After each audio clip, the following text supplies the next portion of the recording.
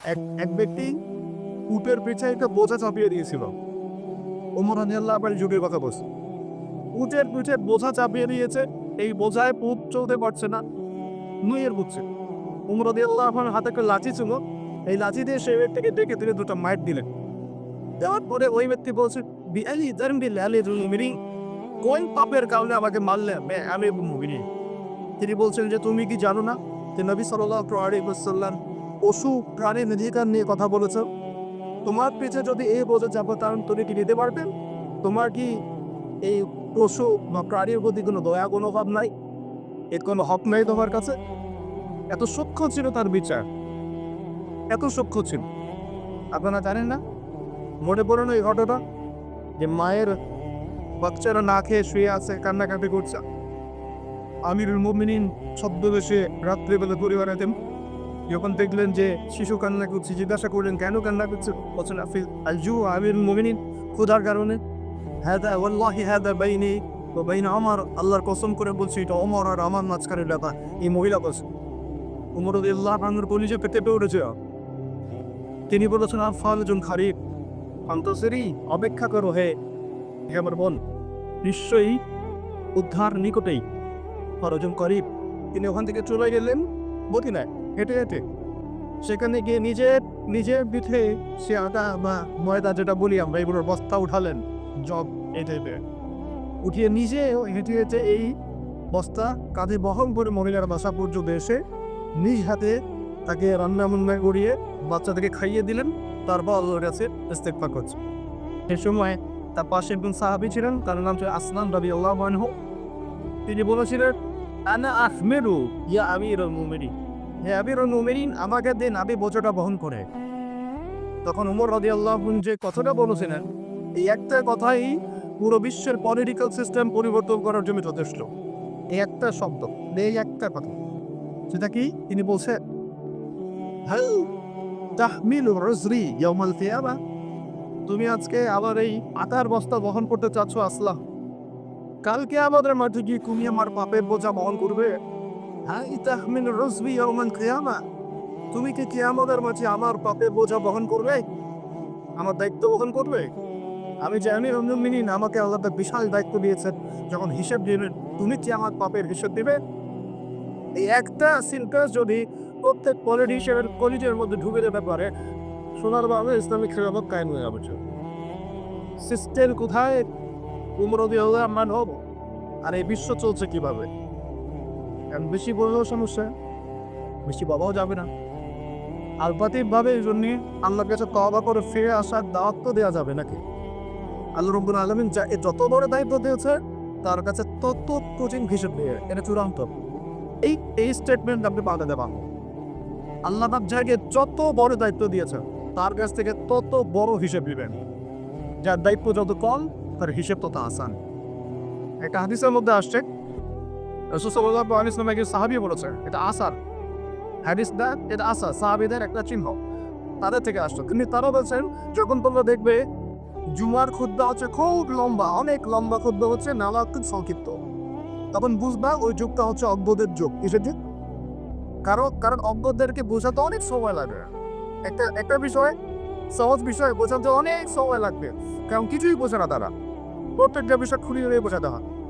আর যখন দেখবে যে জুমার খুতবা হচ্ছে সংক্ষিপ্ত, নামাজটা হচ্ছে লম্বা, বুঝবে এই যুগটা জ্ঞানী মানুষদের যুগ।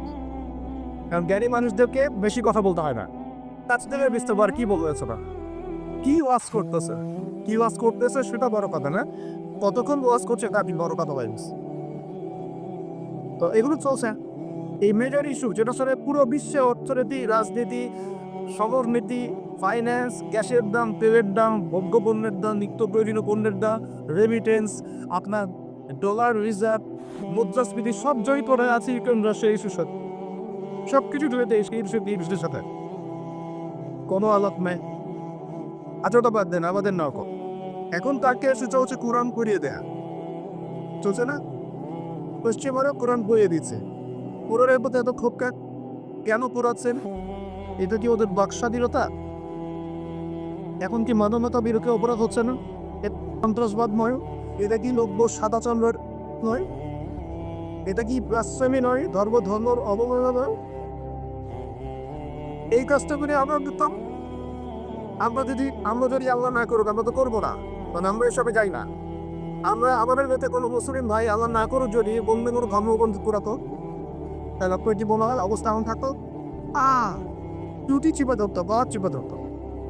তো এখন কিছু হয় না, এখন ব্লাস্ট তৈরি হয় না, মানবতার বিরোধী অপরাধ হয় না, এটা সন্ত্রাসবাদ না, এটা জঙ্গিবাদ না। তারা যে সারা বিশ্বে প্রত্যেক মুসলিম ক্যাপ্রিতে লক্ষ লক্ষ মুসলিম ভাই বোনদের হত্যা করছে, এটা জঙ্গিবাদ না, এটা সন্ত্রাসবাদ না। ওরা তো ছেলে ছেলেকে বিয়ে করে, নেকটা হয় ঘোরা করে, 2 লক্ষ করে ঘোরা ফেরাবো। ওদের সমাজে এক একটা মেয়ে বিয়ের আগে 10 বার করে শিখছে করে কমপক্ষে। এক একটা ছেলে বিয়ের আগে 10-20টা মেয়ের সাথে সাতভোগ করে। ওরা আমাদেরকে শেখায় এখন সম্পদা কাকে বল, ওরা আমাদেরকে সেটা জ্ঞান কিভাবে শেখাও, ওরা আমাদেরকে যে মতবাদ শেখায় আমরা সেটাকে অ্যাপ্রেস করে প্রয়োগ করে সবকিছু ওদের থেকে আসতেছে আমাদের। আমরা আমাদের গায়রাত, কোরআন এবং সুন্নাহ আদর্শ হারিয়ে ফেললাম, এতই দুর্বল হয়ে গেলাম।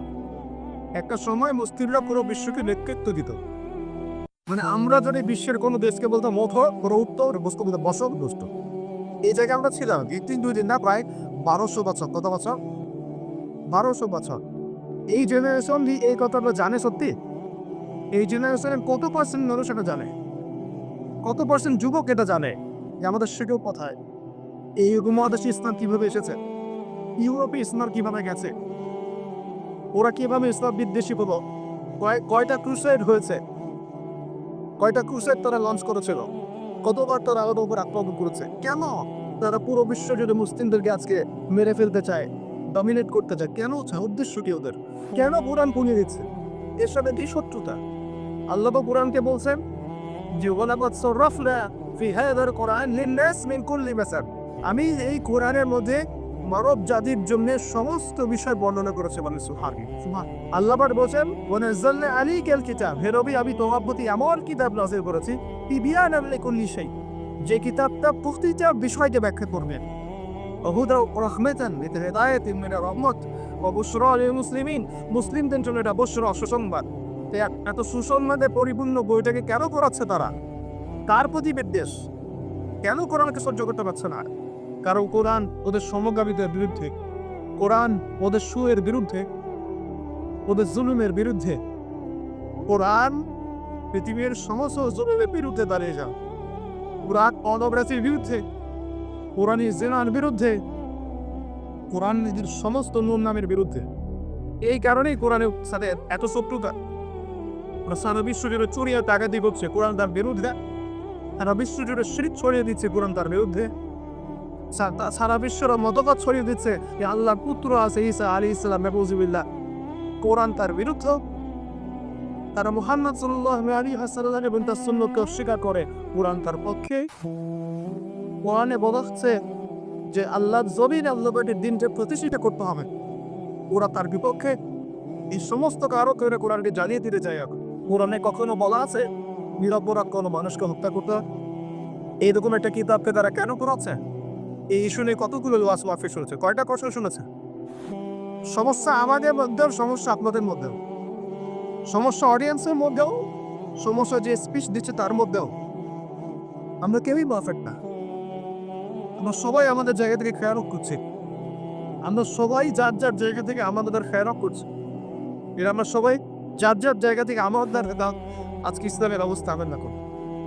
বিশ্বাস করে সেকুলার সমাজ, নাস্তিক সমাজ, বা যারা একটু মুক্ত চিন্তা বলে, বাকস্বাধীনতার কথা বলে, মুক্ত চিন্তার কথা বলে, যারা দাবি করে তারা একটু স্মার্ট, এমন দাবি করে না, এই বিশাল কমিউনিটি ইসলামের নামে এরকম কিছু ভণ্ডামি রেখে ইসলাম সম্পর্কে বিরোধ ধারণা সৃষ্টি করে।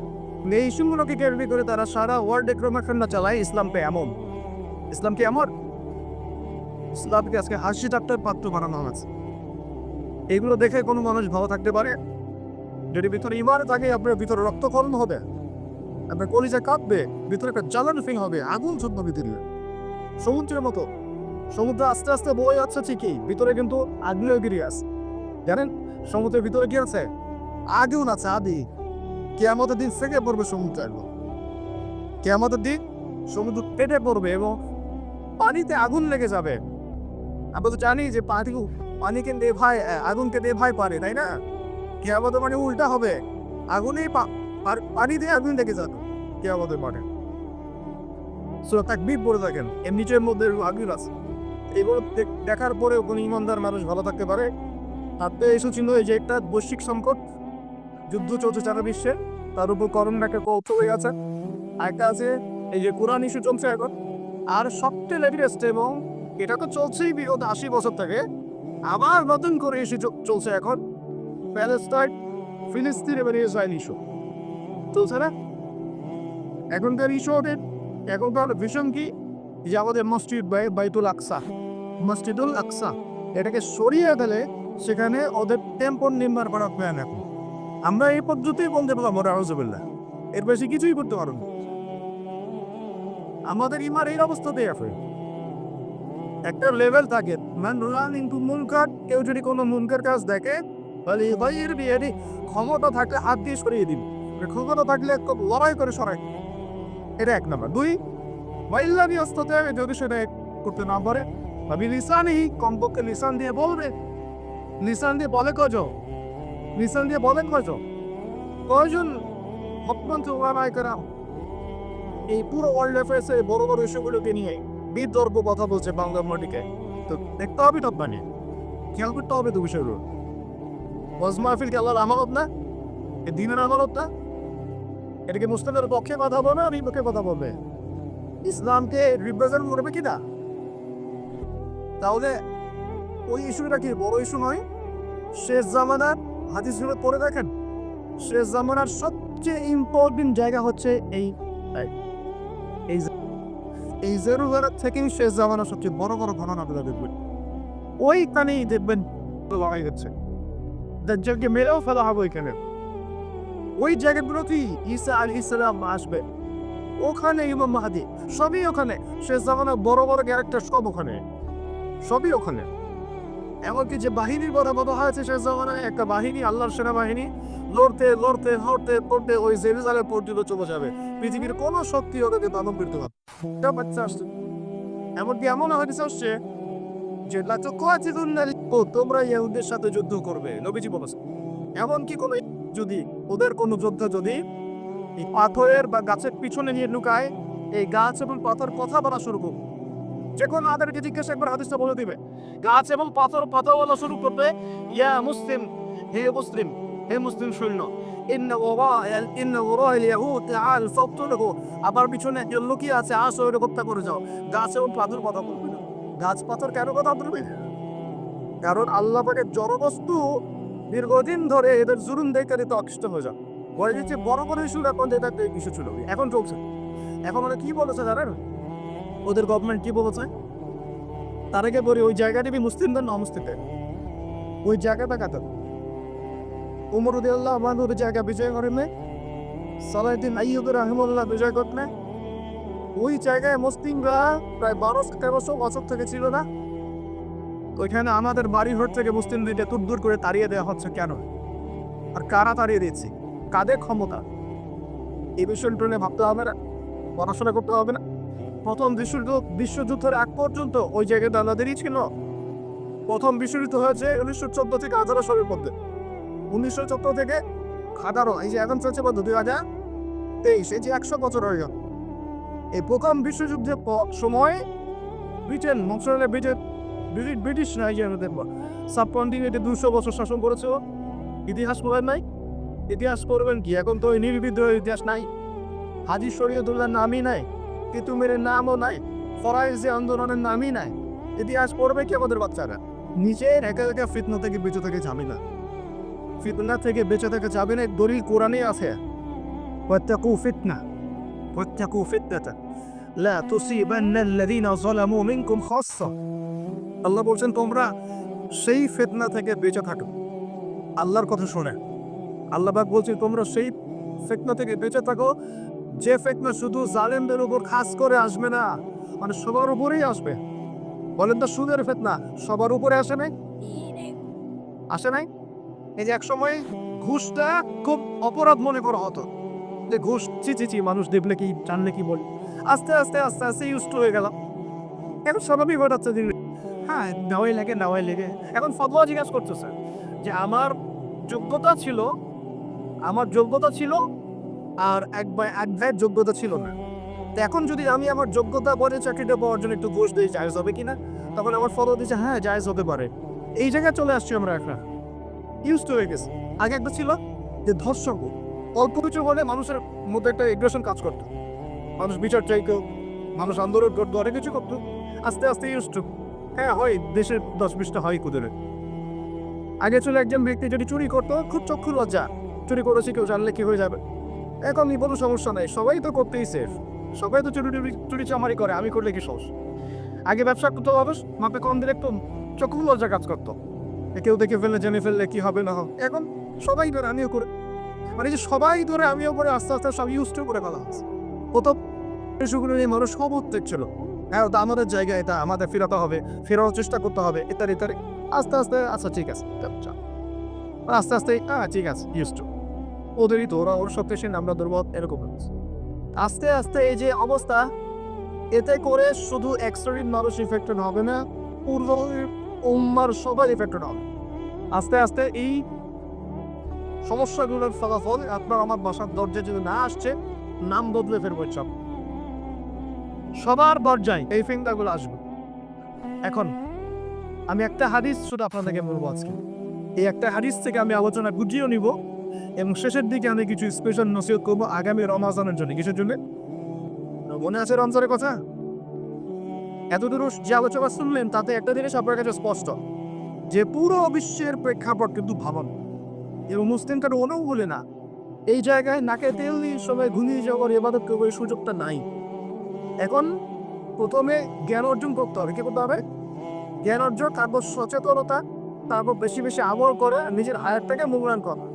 এরপর দরকার হবে আবার পরিবারটাকে আগে ঠিক করা। কি করা? আগে পরিবার ঠিক কর, নিজের পরিবারের জিম্মাদারি আগে, তারপরে আমার রিজিকের সোর্সটাকে হারাম করে তোলা।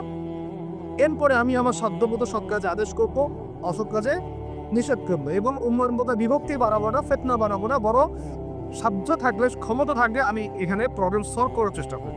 আর আমরা আপোষে একটা কান্ট্রির মধ্যে একে অপরের সাথে লড়াই সংঘাতে যাবো না। যদি যাই তাহলে কি হবে? উভয় মাঝখানে ইউনিটি নষ্ট হয়ে যাবে, আমাদের সড়কই ডুবে যাবে, হাওয়া বেরিয়ে যাবে, যা ভালো আছো ভিটাও থাকবেন। আল্লাহ পাক আমাদের সবাইকে কথা বলে একটু বোঝার তৌফিক দেন। সর্বপ্রথম আল্লাহর কাছে দোয়া করে আল্লাহ পাক যেন আমাদের সবাইকে জানা হলো যে আমল করার তৌফিক দান করে। এমনি আমি যা বলছি তার উপর আগে আমাকে আমল করার তৌফিক দান করে। এমনি আপনাদের মধ্যে যারা বুদ্ধিদীপ্ত মানুষ, তাদের পলদের মধ্যে কথাগুলো আল্লাহ পাক পৌঁছে না। একজন মানুষও যদি পুরো বিষয়গুলো বুঝতে পারে এবং তার দ্বারা যদি আগামীটা পুরো খেদমত হয়, আমি সকলের চান আমরা সফল। আমরা প্রত্যেকটা জায়গায় যদি একটা করে দিনের মার্কাস প্রতিষ্ঠান করে তুলি, প্রত্যেক জেলায় যদি একটা করেও এমন আলেম তৈরি হয়, একজন করেও, যে কুরআন সুন্নাহর জ্ঞানকে দিয়ে ওয়ার্ল্ডকে চ্যালেঞ্জ করতে পারে, আমরা সকলে চলি, এটাই যথেষ্ট। একজন ইমাম বুখারী রাহিমাহুল্লাহ এর উস্তাদ বলতেন যে আমার এই দাওয়াতের মধ্যে যদি এমন একজন ব্যক্তি বের হয় যে নবীর হাদিসগুলোকে মানে সহি যা যেগুলোকে বাছাই করে সহিগুলোকে আলাদা করে ফেলবে, হ্যাঁ, আমার আজকের দাস সফল। ইমাম বুখারীর পৌলার কলবে কলিজায় এই কথাটা এত দাগ ডেটা ছিল যে তিনি পরবর্তীতে সেই ছাত্র হয়ে দেখিয়েছি। একজনই যথেষ্ট, ভালো নেতা একজন যথেষ্ট, তাই না? উমর রাদিয়াল্লাহু কয়জন ছিলেন? একজন না দুজন? আবু বকর কয়জন হয়েছে? উসমান কয়জন হয়েছে? আলী ইবনে আবি তালেব কয়জন? একজন যথেষ্ট। একজনটি পাওয়া যাবে আজকে ইনশাআল্লাহ। এই কথাগুলো বুঝবে, আমল করবে, অনেক জ্ঞান অর্জন করবেন, চৌথা আমল করবে, পরিবার করবে, হালাল খাবে এবং সুন্নতের উপর থাকবে, সত্যটাকে সত্য করে স্পষ্ট করবে, কাউকে ভয় করবে না, মিথ্যাকে মিথ্যা করে স্পষ্ট করবে, কাউকে ভয় করবে না, ফিতনা বাড়াবে না, কমানোর চেষ্টা করবে, ব্যক্তিত্বশীল হবে, ইসলামের হাসি ঠাট্টার পাত্র বানাবে না, ব্যক্তিত্ব সম্পূর্ণ হবে এবং ইনশাআল্লাহ তাআলা সারা জীবনে লক্ষ্য স্থির করবে যে আমার জীবনের লক্ষ্য হচ্ছে আল্লাহর দ্বীনকে প্রচার করা, প্রসার ঘটানো, প্রতিষ্ঠার চেষ্টা করা। একজন বললাম ছাপা কে রাজি আছে বলেন, বাকিটা রাজি নাই।